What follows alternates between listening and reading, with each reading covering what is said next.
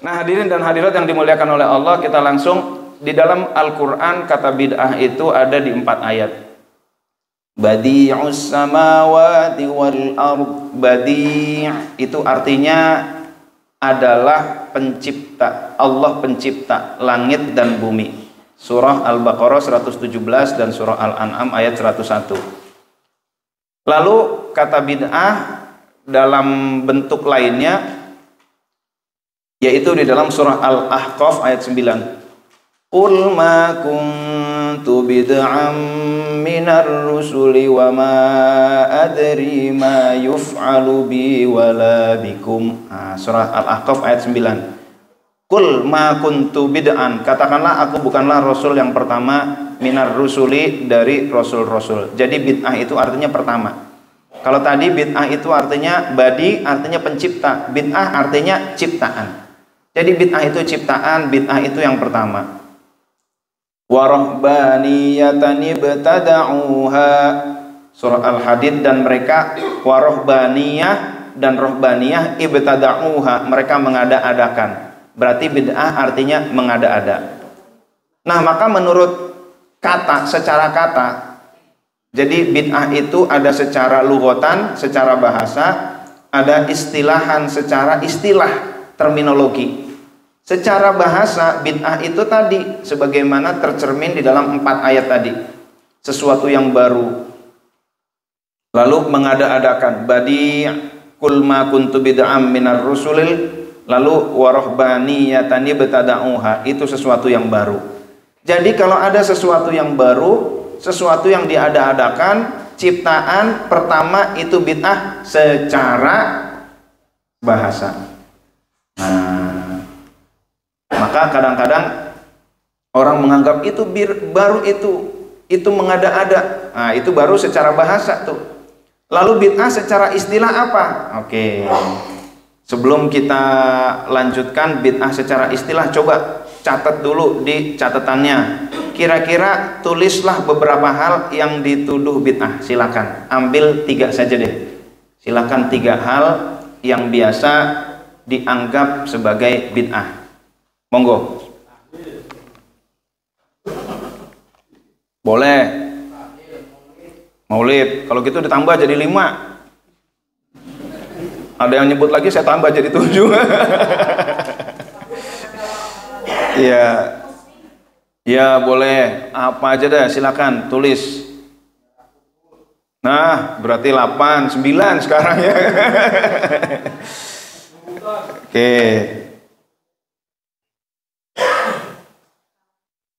Sudah? Oke, sudah. Oke, sekarang silakan disebutkan apa aja kira-kira. Tadi ziarah kubur, tahlil, terus apa lagi? Maulid, terus apa lagi?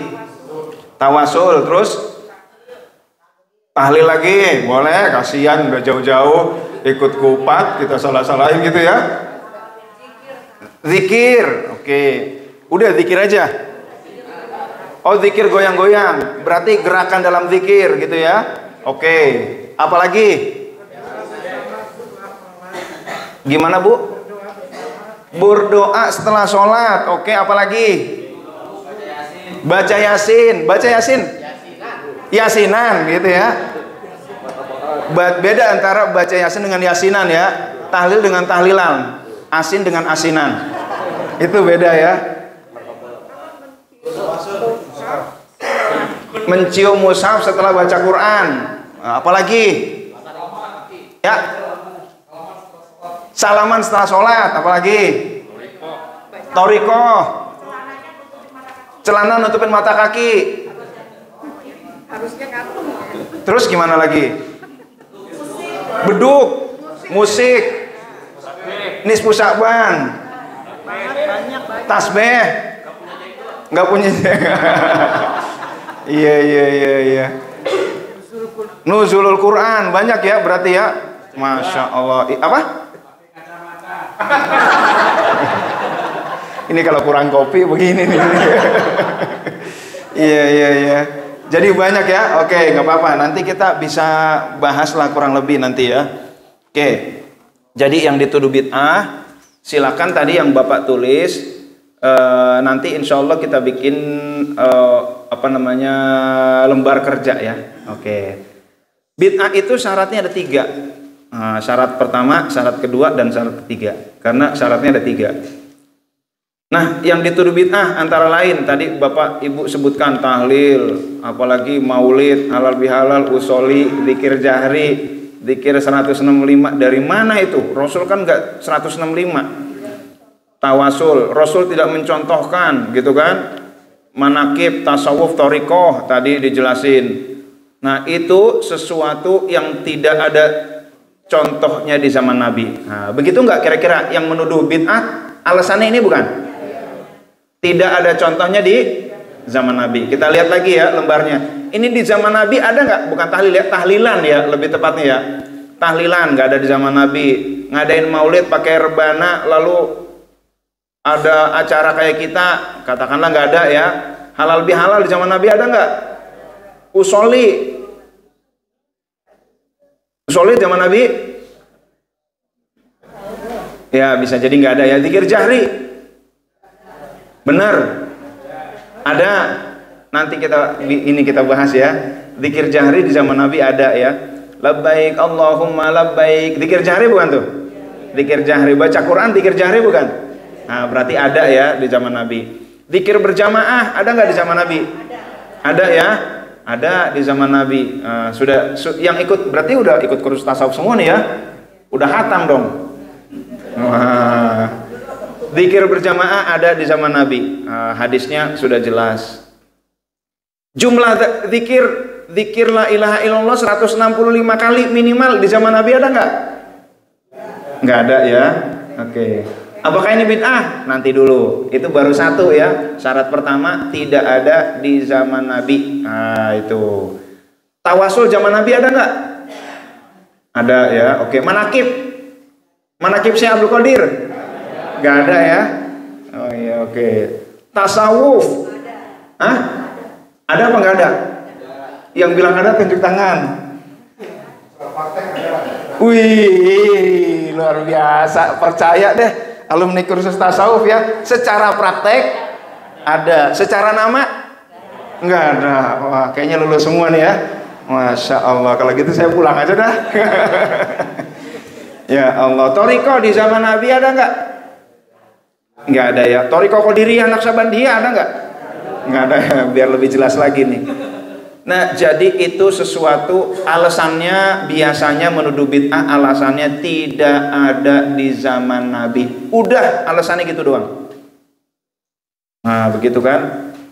Ustadz, alasannya apa Anda menuduh bid'ah? Tidak ada di zaman Nabi. Jadi kalau tidak ada di zaman Nabi itu bid'ah? Iya. Ustadz, bagaimana kalau sholat tarawih berjamaah ba'da isya? Di zaman Nabi ada nggak? Nggak ada. Di zaman Nabi kapan? Malam-malam. Berjamaah sehari 2 kali 3 kali ya ada jamaahnya. Nah itu ya. Lalu pengumpulan Quran di zaman Nabi ada nggak? Nggak ada. Bahkan ada seorang yang ustadz bilang begini, ini baru Quran ini ya. Satu lagi deh, penulisan hadis. Nah, pengumpulan Quran di zaman siapa tuh? Ya, Utsman bin Affan penulisnya. Di awalnya oleh Abu Bakar Siddiq dikumpulkan ya Al-Quran ya. Oleh Umar tadinya nggak setuju Umar. Umar yang mengusulkan kepada Abu Bakar Siddiq. Lalu Abu Bakar Siddiq, wallahi aku tidak akan melakukan apa yang tidak dilakukan oleh Rasul. Tapi kata Umar, begini aja nih kita lihat. Sekali perang aja 80 penghafal Quran wafat. Ntar perang lagi, wafat lagi, para penghafal pada habis ntar. Kalau kita nggak kumpulin, itu bagaimana tuh? Akhirnya okelah kalau begitu. Maka Quran yang sudah disepakati ke khalifah berikutnya Umar bin Khattab, ke khalifah berikutnya Utsman bin Affan, dari situlah disempurnakan lalu dicetak, dibuat beberapa kopi begitu kan. Nah, jadi setelah dikumpulin lalu dibuat mushaf, itulah mushaf Utsmani.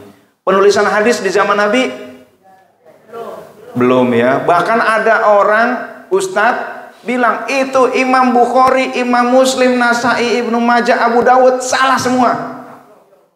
Kenapa Ustadz salah? Karena mereka menuliskan hadis.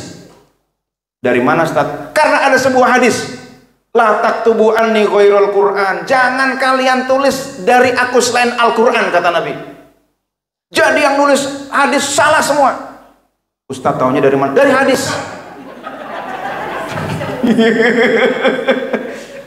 Ustaz, kalau hadis gak ditulis ente tahu gak? Enggak. Lucu juga tuh Ustaz. Kayak calon toh kalah lucu sama dia. Jadi hadirin dan hadirat yang dimuliakan oleh Allah Subhanahu wa taala, itu Rasul melarang menulis hadis supaya tidak tercampur dengan Al-Qur'an. Setelah Al-Qur'an sudah sempurna, maka ulama berpendapat sekarang tulis hadis. Nah, jadi begitu. Inilah pentingnya ulama. Nah, di zaman Nabi nggak ada, berarti Imam Bukhari ada nggak buku hadis di zaman Nabi? Kitab Bukhari gitu ada nggak? Berarti mempelajari kitab Bukhari hukumnya apa? Kalau memang konsisten dengan definisi sesuatu yang tidak ada di zaman Nabi, semua bisa bid'ah nih. Nah itu termasuk penulisan hadis. Azan Jumat 2 kali di zaman Nabi ada nggak? Nggak ada. Di zaman Utsman, karena umat Islam udah banyak, lalu udah kemana-mana. Kalau azan sekali itu bisa-bisa mereka pada nggak ikut sholat Jumat tuh. Nah, diberikan peringatan azan pertama. Metode membaca Al-Quran, metode Iqra ada nggak? Kalau metode hatam? Sama juga ya. Metode hatam nggak ada di zaman Nabi. Universitas Islam, gitu. Thariqah juga nggak ada. Nah, tapi ini baru definisi yang mereka ajukan. Jadi dari definisi aja bisa kita balikan. Ustadz, dasarnya dari mana bid'ah? Oh, bid'ah adalah yang tidak dikerjakan di zaman Rasul. Bacakan aja Ustadz, ini ada nggak di zaman Rasul? Nah, oh nggak ada. Kalau gitu gimana dengan definisi tadi Ustadz? Tanya lagi gitu ya. Jadi kalau ada yang menuduh bid'ah, jangan langsung ini keringetan gitu ya. Jangan langsung gemeteran. Bid'ah, gemeteran gitu ya. Inna asdaqal hadithi kitaballahi wa khairul hadi hadi Muhammad wa kullu muhdatsatin bid'ah wa kullu bid'atin dhalalah wa kullu dia enggak jadi tarekatnya gitu ya. Nanti dulu. Ustadz menuduh bid'ah apa pertimbangannya? Oh, pertimbangannya begini. Kita balikin, Ustadz, ini semua enggak ada di zaman Rasul. Ustadz berani enggak bilang itu bid'ah? Kalau Ustadz bilang bahwa semua yang tidak ada di zaman Rasul bid'ah, berarti Umar bin Khattab bid'ah dong. Berarti Utsman bin Affan bid'ah dong. Berarti kalau bid'ah sesat neraka, berarti Umar bin Khattab, Utsman bin Affan neraka. Kira-kira yang betul beliau Ustadz apa beliau-beliau nih? Apa benar Umar bin Khattab, Utsman bin Affan ahli neraka? Sedangkan Rasul berkata bahwa itu termasuk 10 sahabat dijamin masuk surga. Jadi pasti yang dilakukan 2 orang itu bukan bid'ah. Nah begitu kan? Jadi sudah tertolak lah. Nah kita lanjutkan aja ya. Jadi sesuatu yang tidak ada di zaman Nabi itu tidak serta-merta bid'ah, itu baru bid'ah secara bahasa. Karena mengada-ada baru gitu kan. Lalu jadi kesimpulan bid'ah menurut jumhur ulama, tidak semua bid'ah itu sesat. Bid'ah ternyata ada klasifikasinya. Nah, kita lihat ya. Jadi Sayyidina Umar berkata bahwa nikmatil bid'atu hadhihi. Ini sholat taraweh berjamaah kayak begini nih, ini sebaik-baik bid'ah. Nggak takut Sayyidina Umar yang namanya bid'ah. Tuh. Kita lanjut. Mana nih? Nah ini ya. Kita lihat. Wa man ibtada'a bid'atan dolalatan. Siapa yang membuat bid'ah yang dolalah.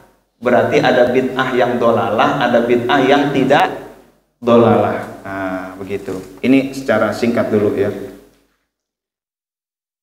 Kita lanjut. Kalau di dalam dalilnya biasanya kullu, itu kan kullu semua. Iya, tidak semua kullu itu bid'ah, karena di dalam Al-Qur'an kata-kata kullu wa kana wara'ahum malikun ya'khudhu kulla safinatin ghasba, surah Al-Kahfi. Wa kana wara'ahum adalah di belakang mereka itu ada malikun, raja, ya'khudhu yang mengambil kulla safinatin, setiap perahu. Jadi di zaman Nabi Musa dan Nabi Khidir ada raja yang mengambil perahu. Saya bertanya, kira-kira yang diambil perahu itu semua perahu apa perahu yang bagus-bagus? yang bagus-bagus. Jadi kata-kata kullu itu juga masih perlu dipilah-pilah. Nah, begitu. Jadi memang minoritas ulama yang menganggap semua bid'ah itu sesat. Mari kita mulai dari Ibnu Taimiyah dulu ya. Nah, dari Ibnu Taimiyah. Dari hadisnya dulu deh. Nah, dari hadisnya dulu ya.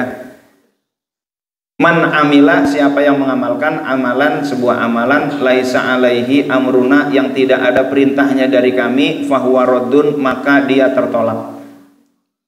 Perintah itu ada yang spesifik, ada yang umum. Nah, itu ya. Saya mau ngasih contoh ya perintah kepada ini misalkan di pernikahan. Ding dong ding dong ding dong ding dong dong ding dong ding dong dong dong. Para tamu undangan, kami persilakan menikmati hidangan yang sudah disediakan. Nah, begitu ya. Lalu ada yang datang pas gitu, pas mau ngambil kambing guling, jangan ambil kambing guling, kenapa? Nggak disebut tadi, gitu kan? Pas mau ngambil kerupuk, jangan kerupuk, nggak disebut, gitu kan? Padahal perintahnya umum ya, silakan menikmati hidangan yang telah disebutkan. Jadi harus spesifik rupanya. Ya nggak makan apa-apa ya, ngambil kerupuk nggak boleh, kambing guling nggak boleh, begitu kan? Jadi yang namanya perintah itu bisa perintah spesifik, bisa perintah umum. Nah, sholat nisfu Sya'ban, sholat Rajab itu adalah sholat mutlak. Ya, nggak ada di zaman Rasul sholat Rajab, sholat nisfu Sya'ban, sholat mutlak ada nggak? Ada. Nah, sholat mutlak kan ada perintahnya tuh. Ini perintah umum. Jadi sholat nisfu Sya'ban, sholat Rajab yang merupakan bagian dari sholat mutlak itu juga ada perintahnya, meskipun perintahnya secara umum, karena itu bagian dari sholat mutlak. Yang nggak boleh justru kita melarang sholat nisfu Sya'ban, itu nggak boleh. Nah, malam nisfu Sya'ban kita dilarang sholat, begitu kan? Itu nggak boleh, karena sholat mutlak boleh dilakukan malam apa saja, termasuk malam nisfu Sya'ban. Nah, inilah hadis kuncinya, man ahdatsa fi amrina ma laisa fihi fa huwa raddun. Siapa yang membuat hal baru, man ahdatsa, membuat hal baru, fi amrina, dalam urusan kami, fi amrina hadza, dalam urusan kami ini agama Islam, ma laisa fihi, apa yang tidak ada di dalamnya, fa huwa raddun, maka ia tertolak. Ini hadis kuncinya nih. Jadi syaratnya ada 3. Hal baru dalam masalah agama yang tidak ada di dalamnya. Nah, itu ya, maka ia tertolak. Ibnu Taimiyah menerjemahkan hadis ini. Nanti filenya udah ada filenya ya? Oh ya, kalau gitu nggak apa-apa, lihat muka saya aja. Nah, Ibnu Taimiyah menjelaskan ini, beliau memberi sebuah definisi.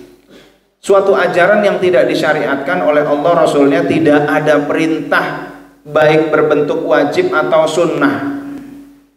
Adapun bila ada anjurannya baik berbentuk wajib atau sunnah, didukung dengan dalil-dalil syar'i terhadap anjuran tersebut, hal itu bagian dari agama. Meskipun terdapat perselisihan antara alim ulama dalam sebagian masalah. Kita lanjutin definisi berikutnya, mudah-mudahan bisa lebih jelas lagi.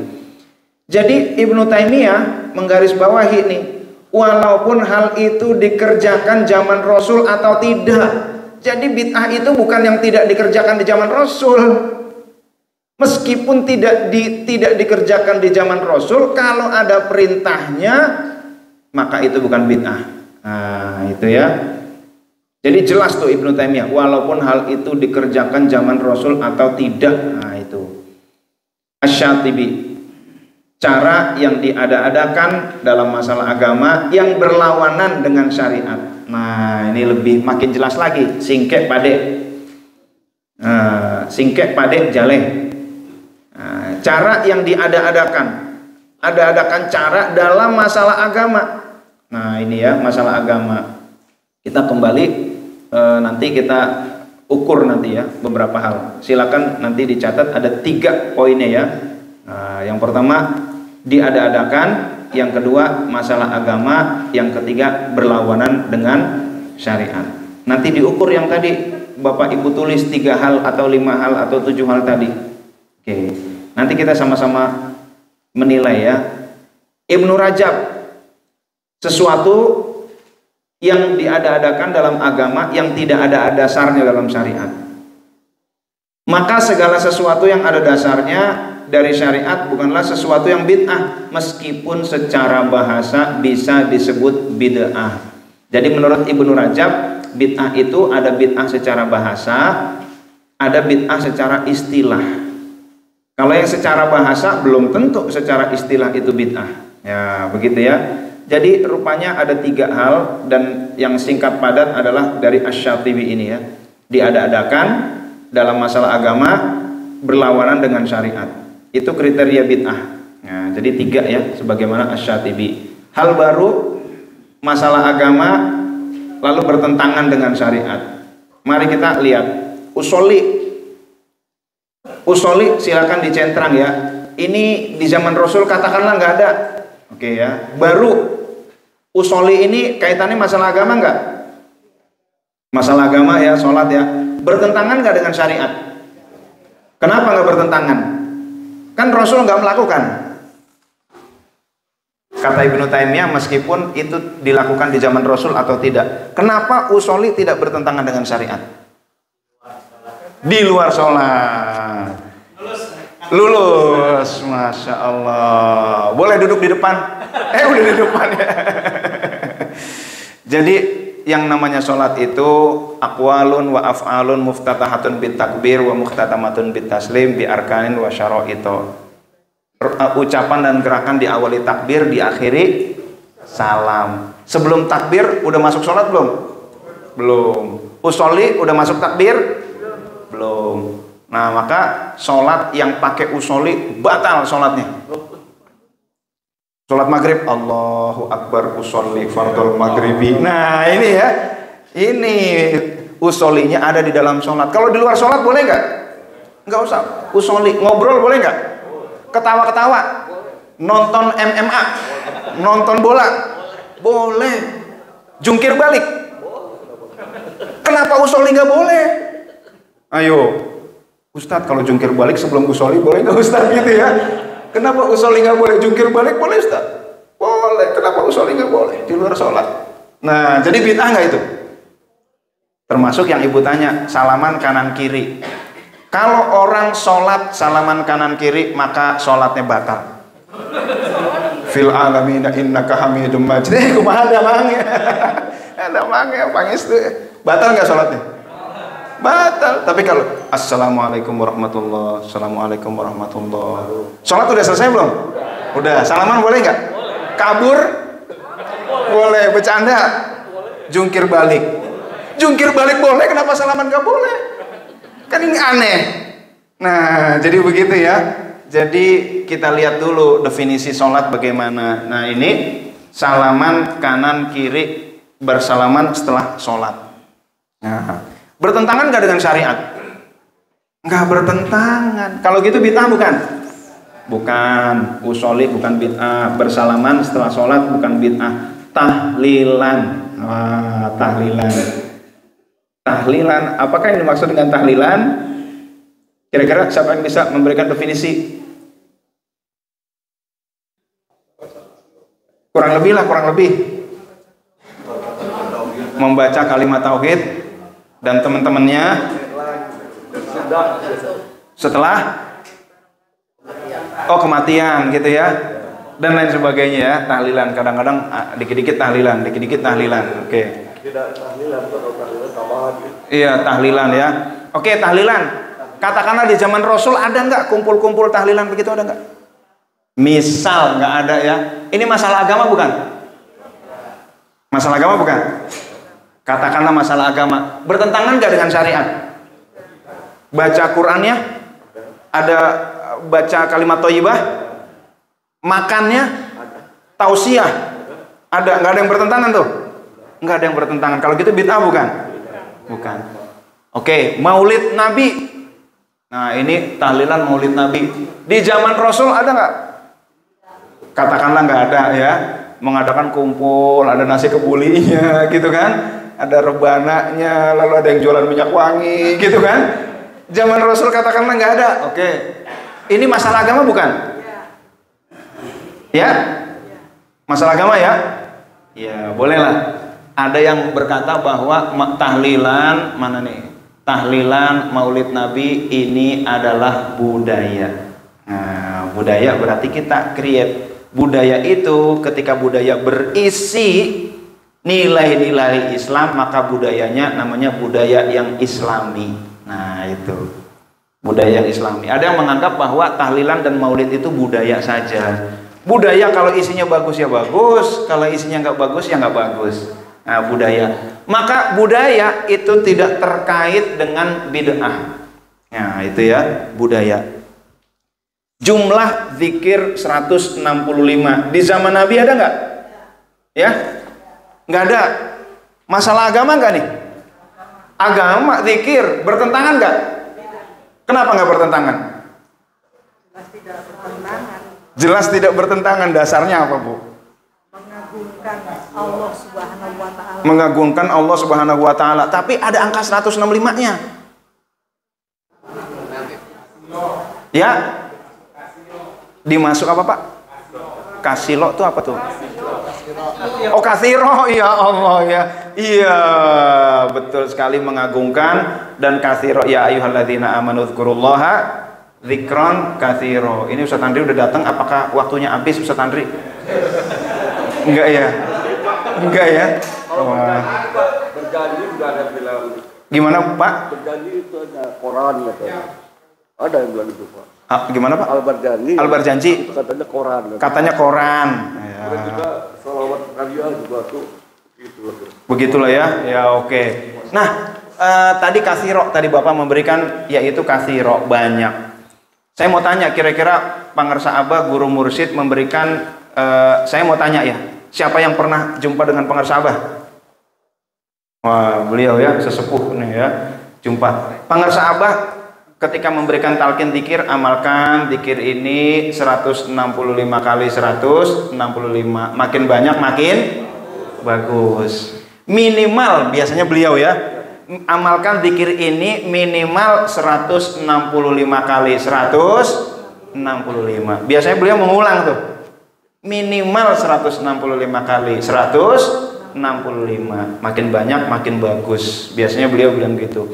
Jadi spirit yang beliau berikan adalah minimal 165, makin banyak makin bagus. Berarti perintahnya kita disuruh memperbanyak zikir la ilaha illallah. Kenapa dikasih target minimal? Supaya zikirnya banyak. Begitu ya, kathiro.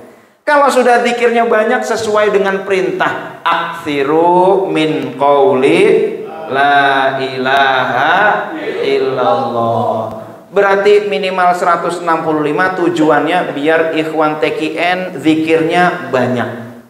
Kalau zikirnya banyak sesuai dengan hadis Nabi, perbanyaklah mengucapkan la ilaha illallah. Maka minimal 165 makin banyak makin bagus adalah sebuah cara, strategi biar zikirnya banyak.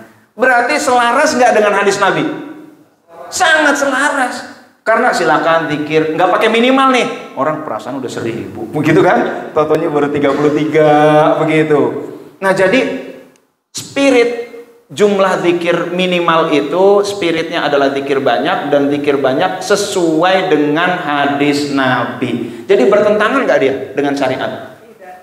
Justru selaras, gitu ya. Berarti jumlah zikir minimal 165 itu bid'ah apa enggak? Oke. Kalau ada yang mengatakan bid'ah, Ustadz, saya mau tanya, memperbanyak mengucapkan la ilaha illallah bid'ah apa enggak? Gitu kan? Oh enggak. Ini tujuannya apa Ustadz? Supaya orang banyak berzikir. Kalau begitu ini bid'ah apa enggak Ustadz? Gitu ya. Tanya lagi. Pokoknya orang menuduh bid'ah apa, kita kembalikan pakai definisi mereka. Nah, insya Allah mereka enggak kuat lah dalil-dalilnya itu. Jadi begitu ya.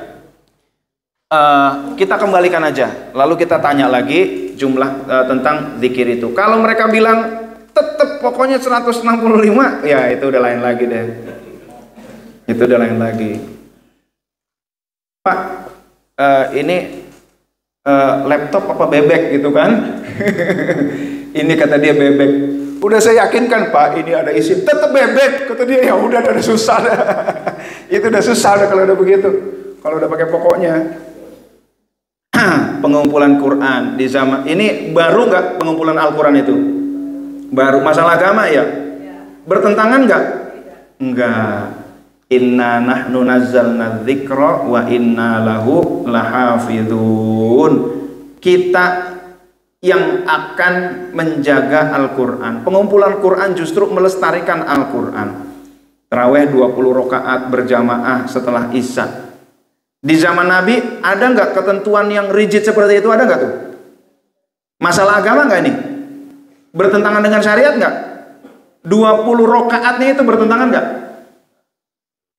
Ya, ada yang 40, ada yang 36 ya. Ya, pokoknya itu tidak bertentangan. Jadi bagus. Nah, intinya tidak bertentangan. Jadi rupanya yang paling banyak ini di sini nih. Bertentangan apa enggak nih ujung-ujung ini? Itu. Untuk lihat bertentangan apa enggak, ada enggak dalil yang memiliki spirit yang sama? Meskipun dalilnya umum, pokoknya dia memberikan spirit yang sama, berarti tidak bertentangan dengan agama. Nah, itu. Inilah yang barangkali menjadi ada yang cara pandangnya ketat dan lain sebagainya. Oke, jadi itu intinya Bapak Ibu. Berarti ini udah selesai materi bid'ah. Intinya baru masalah agama bertentangan dengan syariat. Nah, jadi kuadran bid'ah itu ulama mengklasifikasikan. Ada yang menganggap bahwa ada bid'ah, ada bukan bid'ah, begitu ya. Pokoknya yang ada cuma klasifikasinya dua, bid'ah atau bukan bid'ah.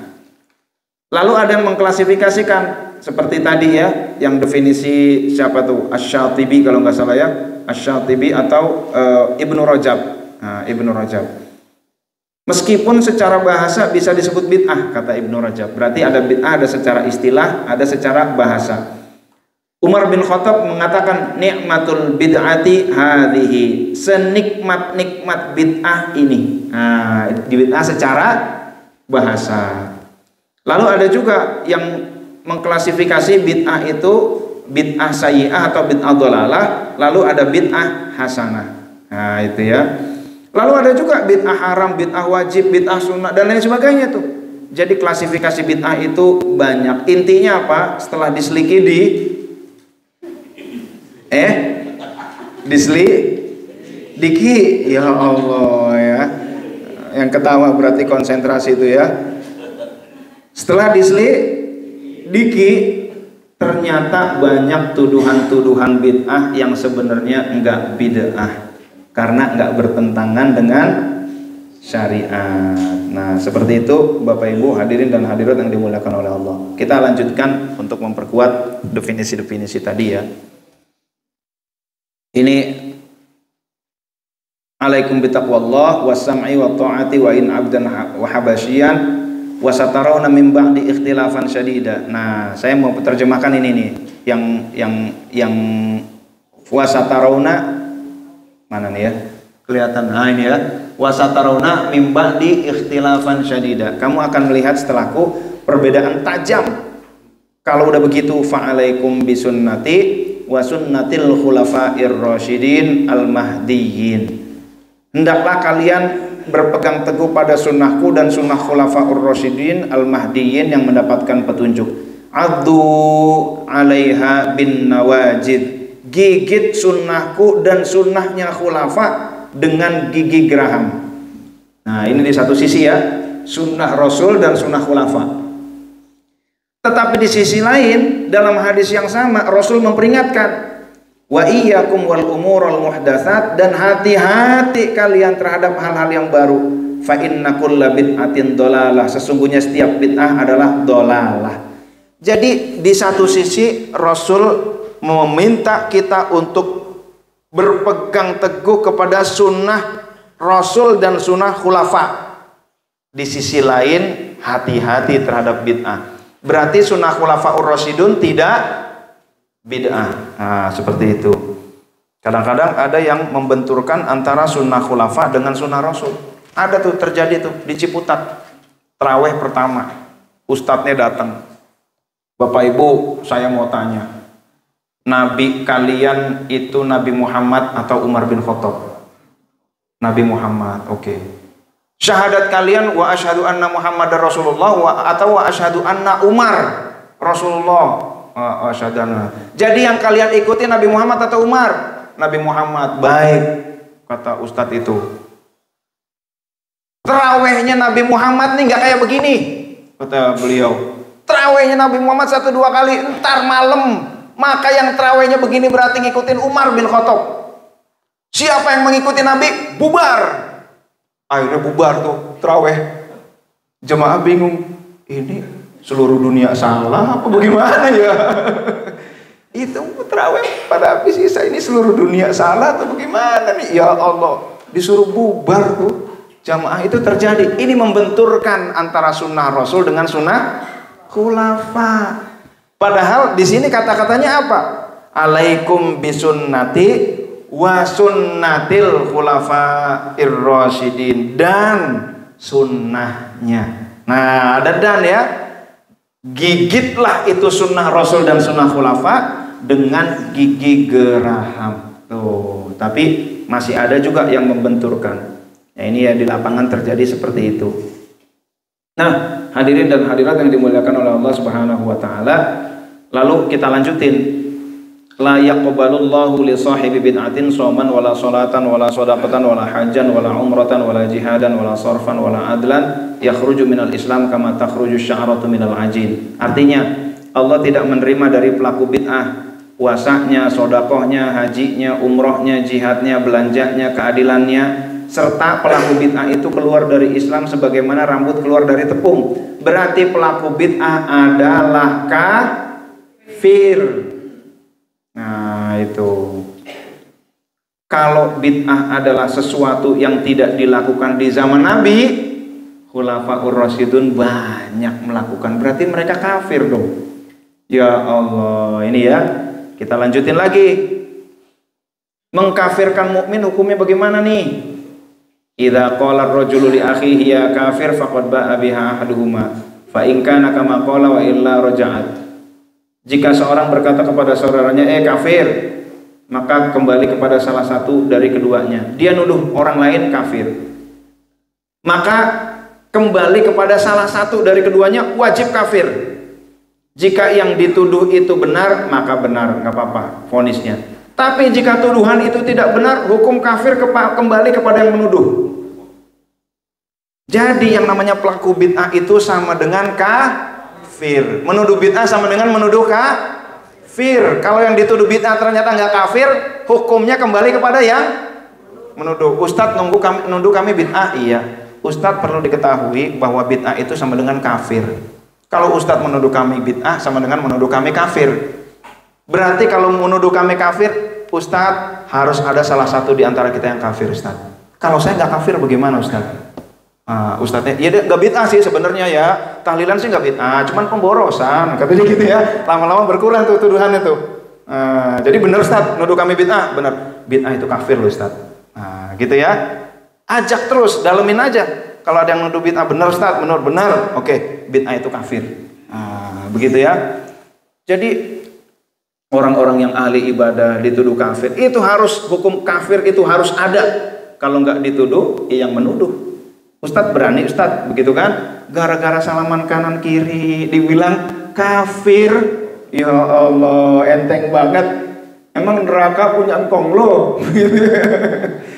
Nah, itu ya. Lalu ada kadang-kadang ada juga yang rancu antara bid'ah dengan sunnah hasanah. Man sanna fil islami sunnatan hasanatan. Siapa yang membuat tradisi di dalam Islam, sunnatan hasanatan tradisi baik, kana lahu ajruha, maka ia memperoleh pahalanya, wa ajruman amila biha. Saya belum sempat nerjemah ini. Dan pahala orang yang mengamalkan tradisi itu. Tuh. Mimba dihi setelahnya min ghairi ayyang qusam min ujurihim syai'a. Itu tanpa mengurangi pahala orang yang berbuat setelahnya. Yang ngikutin dapat pahala, yang nyontoin dapat pahala. Yang nyontoin dapat pahala melakukan tradisi itu, dan pahala orang-orang yang mengikutinya. Masya Allah, itu buat tradisi baik ya. Wa man sanna fil islami sunnatan sayyi'atan, siapa yang membuat tradisi buruk di dalam Islam, ka'ana alaihi wizruha wa wizru man amila biha min ba'dihi min ghairi ayyam qusah min auzarihim syai'a. Begitu pula sebaliknya. Jadi kesimpulannya Bapak Ibu, yang baru itu terbagi dua. Pertama, baru itu terkait agama atau budaya. Kalau yang baik itu terkait agama, lihat dulu ada dalilnya apa enggak. Meskipun dalilnya dalil umum, ya. Nah, ini banyak sholat, tak kayak tadi tuh sholat nisfu Sya'ban, sholat Rajab, sholat lain ternyata sholat mutlak. Ada puasa ini tanggal sekian, tanggal sekian, tanggal sekian, itu namanya puasa mutlak. Boleh puasa kapan aja boleh. Saya mau tanya, puasa yang dilarang dalam setahun berapa? 5. Apa aja? Idul Fitri, Idul Adha, hari tasyrik ya. Ini nggak boleh puasa nih, dagingnya masih banyak. Habisin dulu begitu ya. Serajin-rajinnya orang 5 hari ini boleh puasa nggak? Nggak boleh puasa, haram hukumnya. Artinya selain yang 5, yang 360 hari boleh puasa nggak? Boleh puasa. Maka mau puasa tanggal 1 Rajab, tanggal 15, tanggal 30, puasa 15 Sya'ban, silakan. Selama itu bukan 5 hari. Namanya bertentangan dengan syariat nggak? Tidak bertentangan. Yang bertentangan itu, mari dalam tarekat kita orang-orang nggak puasa nggak apa-apa. Kita puasa 5 hari ini. Bertentangan nggak kira-kira? Ini bertentangan. Nah seperti itu baru bertentangan. Tetapi ketika ada perintahnya puasa mutlak atau sholat mutlak itu boleh. Nah itu bukan bid'ah. Lalu berkaitan dengan agama itu ada yang tidak ada dalilnya atau bertentangan dengan syariat yang kayak tadi, saking rajinnya lalu dia ternyata seluruh hari dalam 1 tahun termasuk yang 5 hari dia berpuasa, itu namanya bid'ah. Lalu baru itu ada yang terkait budaya. Maulid ada yang mengkategorikan sebagai budaya, tahlilan itu kan budaya, begitu kan? Kalau budaya yang baik namanya tradisi baik, dia dapat pahala. Itu yang merancang maulid itu pahalanya luar biasa itu. Maulid padahal dibid'ah-bid'ahin, makin dibid'ahin maulid makin habis atau makin rame? Makin rame. Nah itu ya sajen. Nah sajen mau tanya, itu termasuk agama Islam bukan? Bukan. Oke ya. Oke, bukan termasuk agama Islam. Yang bid'ah itu yang mengaku itu bagian dari Islam. Ya. Sajen apa trinitas itu jelas bukan bagian dari Islam. Tapi yang mengaku Islam itu begini. Nah, begitu ya. Nah, itulah yang bid'ah. Kita lanjutin. Jadi yang maulid itu yang memprakarsai pertama kali maulid pahalanya luar biasa. Yang pertama kali bikin tradisi tahlilan itu pahalanya luar biasa. Nah, jadi seperti itu. Nah, maka luar biasa ya. Itu namanya proses kreatif. Nah, itu. Nah, kita lanjutin. Jadi kadang-kadang orang ini ikan hias ya. Ikan apa aja nih namanya? Saya nggak tahu nih. Nemo ada. Ada Nemo, Dori, itu ya. Saya mau tanya, cara memelihara ikan itu kira-kira bagaimana Bu, Bapak? Biar ikan ini awet, kira-kira gimana caranya? Kasih makan, terus? Ya, dibersihin airnya, sehingga akuariumnya juga dibersihin ya. Oke, itu ikan begitu tuh. Semua ikan apa gimana? Ikan hias. Bagaimana kalau ikan lele? Kalau dibersihin betah nggak dia? Makin kotor makin hidup, makin bagus begitu ya.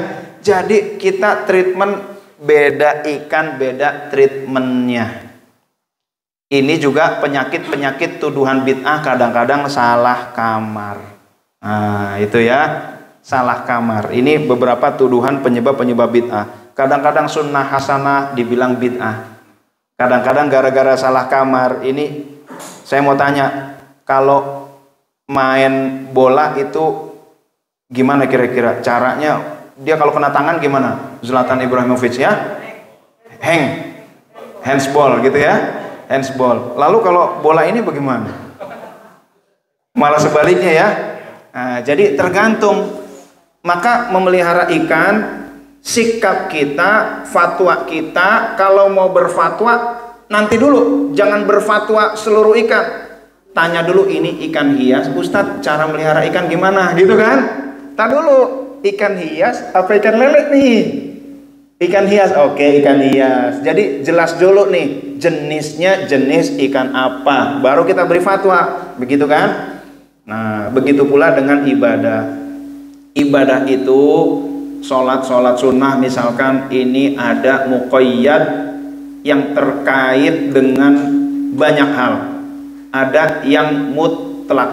Nah, biasanya orang membid'ahkan ini main pokoknya. Nah, ini enggak diatur, enggak sesuai dengan Nabi, enggak ada zaman Nabi. Bid'ah itu sholat, mau sholat Rajab, mau sholat nisfu Sya'ban, bid'ah. Nah, kita lihat dulu ibadahnya muqayyad atau mutlak. Muqayyad itu ibadah yang sudah ditentukan jumlahnya, waktunya, bahkan berjamaahnya juga sebagian sudah ditentukan.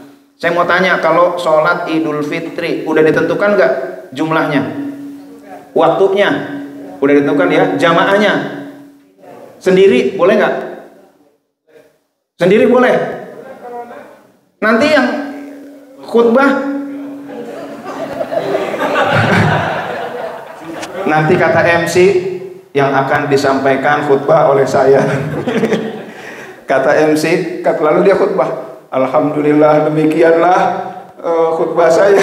Assalamualaikum warahmatullahi wabarakatuh. MC-nya bilang lagi, terima kasih kepada saya. Gitu. Ya Allah. Nah, jadi ini berbeda pendapat. Ada yang bilang minimal 2, macam-macam ya. Sholat Jumat juga ini pendapatnya macam-macam, tapi nggak ada yang sendirian sholat Jumat itu. Jadi ada pendapat Imam Syafi'i 40, pendapat Imam Maliki 12, lalu pendapat Imam Hanafi minimal 3 orang, Imam Hambali juga 40. Beda-beda tuh, nggak ada yang 1 orang sholat Jumat. Jumlahnya udah ditentukan. Saya kurang sholat Jumat 2 rakaat. Saya kan ikhwan TKN nih. Tambah 10 lah minimal gitu ya. Boleh nggak gitu? Nggak boleh. Ini namanya ibadah muqayyad atau muqayyadah. Ini nggak boleh ditambah-tambah lagi. Sholat Jumat kurang. Ini kan bagus banget sholat Jumat. Kalau bisa kita sholat Jumat tiap hari begitu ya. Namanya bukan sholat Jumat. Sholat Jumat, sholat Sabtu, sholat dan lain sebagainya. Tapi ada ibadah yang bersifat mutlak. Mutlak itu tidak diatur jumlahnya, tidak diatur waktunya, tidak diatur jamaahnya, tidak diatur namanya. Maka ketika dia sholat mutlak adanya malam 15 bulan Sya'ban, disebutlah namanya sholat mutlak malam 15 Sya'ban. Supaya nggak panjang-panjang disebut sholat nisfu Sya'ban. Itu sholat mutlak. Itu sholat mutlak. Jumlahnya ditentukan nggak? Sebanyak-banyaknya.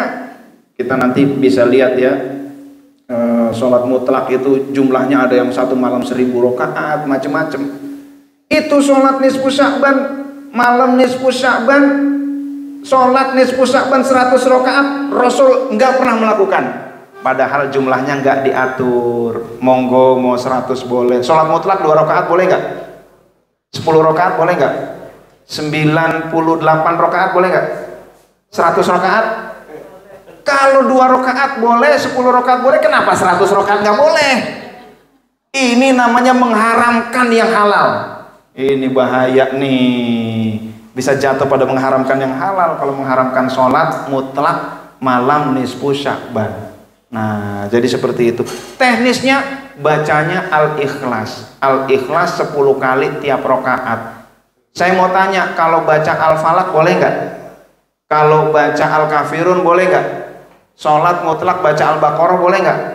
Baca surat Al-Ikhlas, baca surat Al-Ikhlasnya 1 rakaat 10 kali boleh nggak? Boleh. Bahkan ada ulama salaf yang baca falamma ra'awhu zulfatan si'at wujuhul ladzina kafaru wa qila hadzal ladzi kuntum bihi tad'un. Itu dari Isya sampai subuh, itu bacaannya itu terus. Ada yang lain udah pada itu surat 1 rakaat bacanya 1 ayat boleh.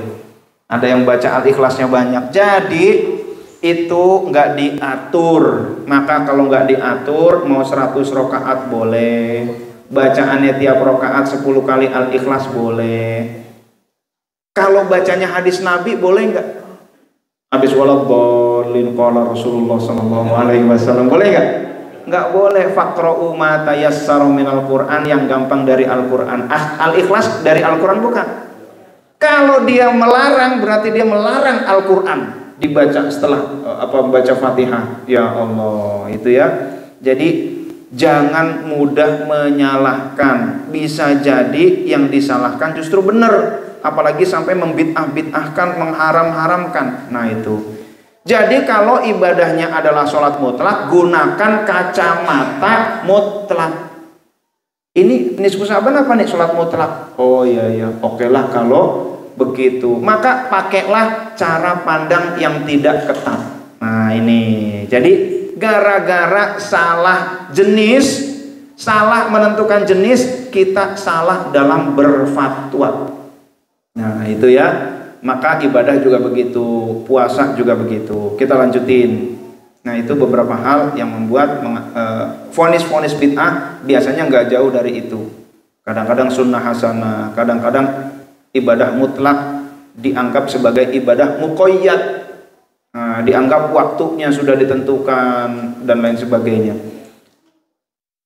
Jadi ma ahalla fi kitabihi fa huwa hillun wa ma harrama fi fa huwa haramun wa ma sakata anhu fa huwa afuun faqbalu min afiyatihi fa illam yakun yansa syai'an. Tsumma tala hadhil ayah wa ma kana rabbuka fanasi wa ma kana rabbuka nasiya, dan tidaklah Tuhanmu lupa. Apa yang dihalalkan Allah dalam kitabnya halal, yang diharamkan haram. Yang didiemin itu adalah kebaikan Allah, maka terimalah kebaikannya. Nah gitu ya. Nah, kita lanjut. Nah, contoh-contoh ya. Rasul masih hidup, Bilal sholat syukur wudu, Hubaib sholat 2 rakaat sebelum dibunuh, digantung, dieksekusi. Lalu itu Imam Masjid Kuba membaca surat Ikhlas terus. Jadi Imam Masjid Kuba ada yang lapor ke Rasul, ya Rasul, itu Imam Masjid Kuba kenapa bacanya surat Al-Ikhlas terus? Ghairil maghdubi alaihim waladdallin.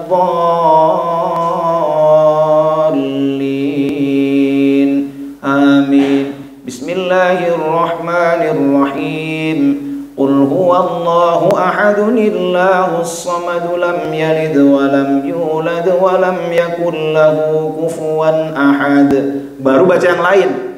Bismillahirrahmanirrahim. Shad wal qur'ani dzidzikr. Nah, dan lain sebagainya. Tiap rakaat selalu dia baca Al-Ikhlas. Lalu dia tanya kepada Rasul, wahai Rasul, itu imam itu selalu baca Al-Ikhlas tiap rakaat ya Rasul. Itu bagaimana ya Rasul? Coba panggil imamnya. Imamnya dipanggil. Wahai imam, itu saya dapat kabar bahwa kamu selalu baca surat Al-Ikhlas tiap habis Fatihah. Itu pertimbangannya apa wahai imam? Kata imam, aku mencintai surat Al-Ikhlas ya Rasulullah.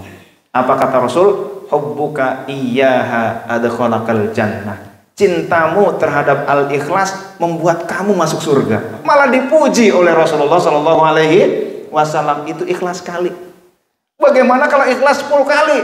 Mudah-mudahan cinta kita kepada surat Al-Ikhlas membuat kita masuk surga. Amin ya rabbal alamin. Allahu akbar. Fatihah Al-Ikhlasnya 10 kali gitu ya. Ya Allah, ngapain kamu ikhwan TKN baca surat Al-Ikhlas tiap habis Fatihah itu 10 kali sholat nisfu Sya'ban? Ya Allah, aku mencintai surat Al-Ikhlas ya Allah. Nah, gitu kan? Itu udah diajarin oleh Imam Masjid Kuba. Nanti ada hadis-hadisnya. Sesudah Rasul wafat, ini bid'ah secara bahasa. Pengumpulan Al-Quran, azan pertama sholat Jumat, Abu Hurairah tasbih 12.000, Abu Darda 100.000. Nah, itu ya. Nah, kita lanjutin lagi. Ali Zainal Abidin sholat 1000 rakaat sehari. Ini kira-kira sholat apa nih? 1000 rakaat mutlak gitu ya. Ali bin Abdullah bin Sajjad sujud 1000 kali. Amr bin Qais sholat dari Isra sampai Asar. Masya Allah. Baqi bin Makhlad khatam Al-Quran setiap malam. Masya Allah itu ya. Ahmad bin Hambal sholat 300 rakaat sehari. Nah ini hadisnya mana sholat 300 rakaat? Mas, itu tadi udah dibilangin sama pembawa acara, silahkan dinikmati. Begitu ya. Ente maunya yang spesifik semua disebutkan. Itu kan sholat mutlak, mau berapa aja boleh. Udah nggak usah, kalau 300 boleh nggak? Ya iya. 400 boleh gitu ya. 10.000 boleh. Namanya sholat mutlak, bebas jumlahnya. Nah itu 300 mana nih dasarnya nih? Ah ini dia nih. Ente lapar kagak makan-makan. Jadi Imam Ahmad bin Hambal ini termasuk imam yang paling ketat loh dalam hal ini ya, dalil ya. Termasuk yang sebagian ulama yang banyak membid'ah-bid'ahkan ini bagian dari mazhab Hambali banyaknya ya. Pecahan mazhab Hambali. Jadi zikir bersuara dilarang. Imam mazhab Syafi'i boleh, Maliki boleh, Hanafi boleh, mazhab Hambali terbagi 2. Ada yang boleh, ada yang enggak. Biasanya yang agak keras ini pecahannya mazhab Hambali. Imam Ahmad bin Hambal sholat 300 rakaat sehari. Ya Allah. Tanya tuh sama ulama itu, coba tanya sama Imam Ahmad bin Hambal, mana hadisnya sholat 300 rakaat?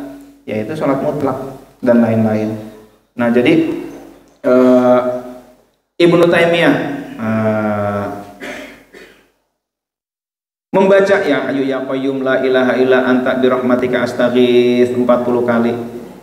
Syekh bin Bas tangkal sihir dengan beberapa ayat awal surat surat tahlil ya, surat-surat yang dibaca dalam tahlil, yaitu Al-Ikhlas, Al-Falaq, An-Nas, lalu apalagi itu Al-Baqarah ya, ayat kursi dulu apa Al-Baqarah? Al-Baqarah 5 ayat pertama, lalu baca ayat kursi, ini untuk tangkal itu ya. Bacaan-bacaan sholawat. Dari mana bacaan sholawat? Bebas. Itu nggak ada tuh sholawat mukhtar. Ya ayyuhal mukhtar. Di zaman Nabi ada nggak tuh begitu kan? Nah, itu bebas sholawat, ekspresinya silakan. Ya ayyuhal mukhtar.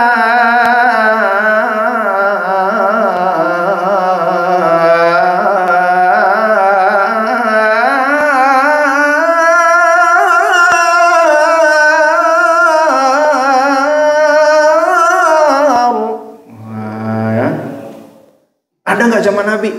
Bebas ekspresi. Nah itu ya, bebas.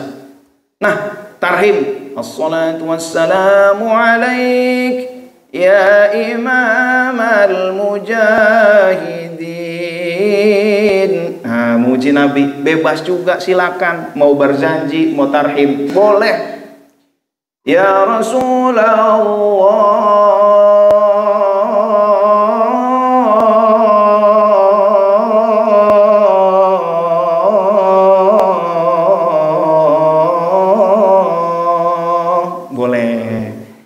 jadi boleh ya, itu boleh. Itu silakan mengekspresikan kecintaan kepada Nabi Muhammad SAW. Ini berhubung udah jam 7 kurang. Jadi untuk sementara begitu, intinya Bapak Ibu hadirin dan hadirat yang dimuliakan oleh Allah, kalau ada orang yang menuduh bid'ah, itu tanya lagi kepada dia dasarnya apa. Kalau dia dan biasanya menuduh bid'ah itu adalah sesuatu yang tidak ada di zaman Nabi, silakan Bapak Ibu bacakan sesuatu yang tidak ada di zaman Nabi yang dilakukan apalagi oleh Khulafaur Rasyidun. Bid'ah itu yang benar, minimal menurut saya nih ya, menurut saya dan sudah saya sarikan dalam kitab As-Sunnah wal Bid'ah dan banyak kitab yang udah saya baca deh tentang bid'ah. Bid'ah itu yang paling ringkas adalah ini Asy-Syatibi singke pade jale. Cara-cara yang diadakan dalam masalah agama berlawanan dengan syariat. Maka ketika ada tuduhan bid'ah harus diukur dulu dari lembar kerja ini. Nah, itu ya, baru enggak masalah agama enggak bertentangan dengan syariat apa enggak. Nah, itu ya. Nah, jadi begitu, dan jangan sampai kita tertipu karena bisa jadi ada bid'ah, ada sunnah hasanah. Dan ketika beribadah khususnya di TKN tarekat ini banyak sholat yang namanya macam-macam, ternyata sholat itu adalah sholat mutlak. Ada sholat hajat, ada sholat mutlak, namanya macam-macam. Sholat hajat supaya Allah beri perlindungan dalam perjalanan, sebelum berjalan sholat dulu, orang menyebutnya sholat safar gitu ya, misalkan begitu. Sholat hajat agar kita terhindar dari berbagai bala, namanya sholat lidafil bala. Sesungguhnya dia sholat hajat. Hajat apapun silakan sholat 2 rakaat. Nah itu, maka orang pada kaget, apa nih sholat lidafil bala? Enggak ada di zaman Nabi. Mas, kalau sholat hajat ada enggak? Ada. Kalau kita ingin terhindar dari berbagai bala, hajat itu kan namanya ya hajat gitu kan. Nah itu, jadi itu sholat-sholat yang tidak ditentukan jumlah waktu dan berjamaahnya, namanya adalah ibadah atau mutlak. Sholat mutlak, puasa ya mutlak. Begitu kurang lebih Bapak Ibu hadirin dan hadirat yang dimuliakan oleh Allah. Nanti setelah ini udah habis waktunya Kang Odi. Oh, tanya jawab ya deh, silakan.